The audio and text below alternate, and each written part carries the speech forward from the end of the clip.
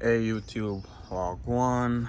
Welcome back to the channel, guys. So today we're gonna go ahead and replace our front brakes, but we're just doing the pads only because I noticed it's low, so the rotors look good, the car don't vibrate, so the brakes don't vibrate when you press the steering wheel don't shake when you press the brake. So we're gonna go ahead and just replace the pads because the rotors are good. This is a 2020 Equinox, but if your Equinox look like this, it doesn't matter if it's 2018, 2020, 2022, whatever. This is how you do your brakes. So first thing first, we're gonna need to get a jack and a jack stand to jack the car up.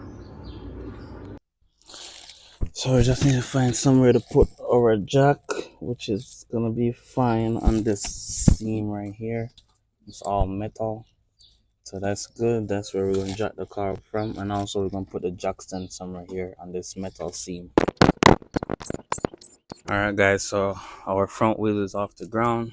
I'm going to go ahead and set that properly. Make sure it's set correct. To remove the wheel, it's going to be 19 millimeter to remove the wheel. Or you can use your lug tool, I should say.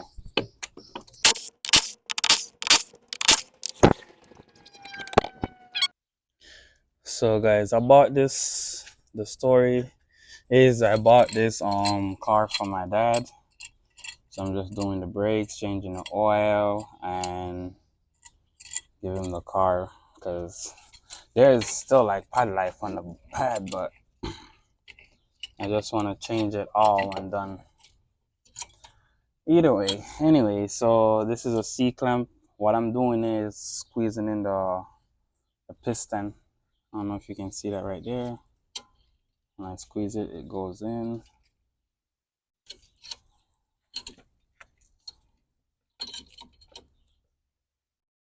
So that's good. So we're just gonna need to back it off. Just like that.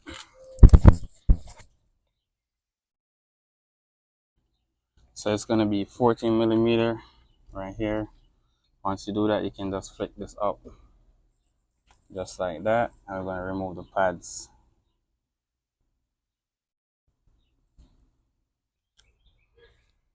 So guys, I had to went to AutoZone to get the pads and all that because they sent me the wrong pad. So what you want to do is squeeze this right here and that release this clip. Just squeeze the clip in like this. Basically what I did is just squeeze the clip in to release them. Because if you try to take them off, they're gonna fly all over the place. Then you just slide the pads out, just like that. You can see where the clip goes in these little grooves right here. So that's how it works to kind of keep the pads from touching on the rotor when the brakes is not in use. Alright, so this we're gonna get a flathead screwdriver to flip this up. Alright, so we have our flathead screwdriver. Let's pry underneath there. That's gonna flip that up. Same thing right there. That's gonna flip that down. We have this right here. New brake hardware. So we just need to let it clip down like that. Also, we're gonna let this clip like this.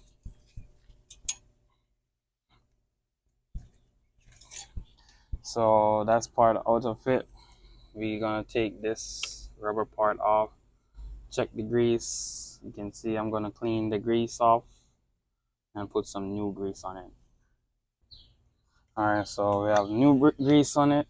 I'm just gonna slide it in the hole, slide it in, work it back and forth, just like that.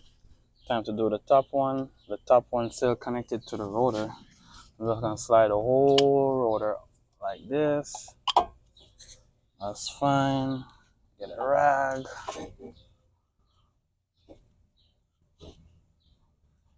And we're gonna clean this. Once that's clean, get some new grease.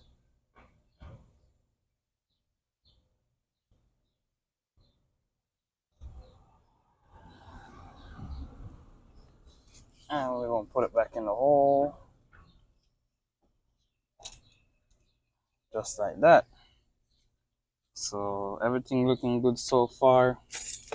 Gonna get a new brake. So this one have the wear indicator on it. So we're gonna put it to the back because you can see where the piston stamp it. You can see the piston is round too. So that's good. Okay, that's in. We have the other pad, no wear indicator. We're gonna put this right here. Everything looking good so far.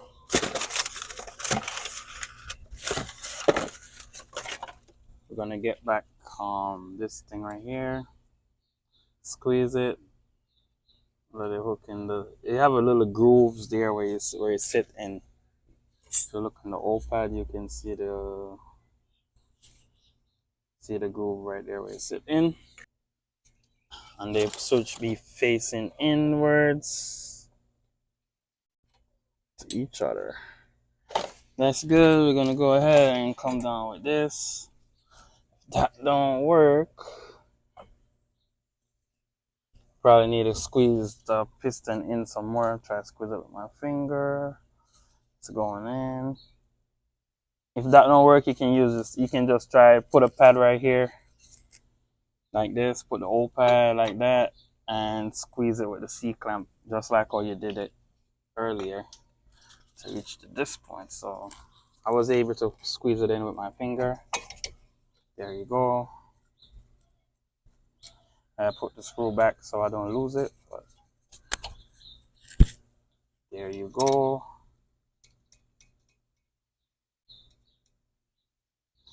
So we just need to tighten it up. So this side is finished. We just need to grease off, but we just need to pump the brakes up. That's a very important step. Make sure you pump your brakes up. You don't need to bleed the brakes, but you need to pump the brakes up, and so the pads can get in contact with the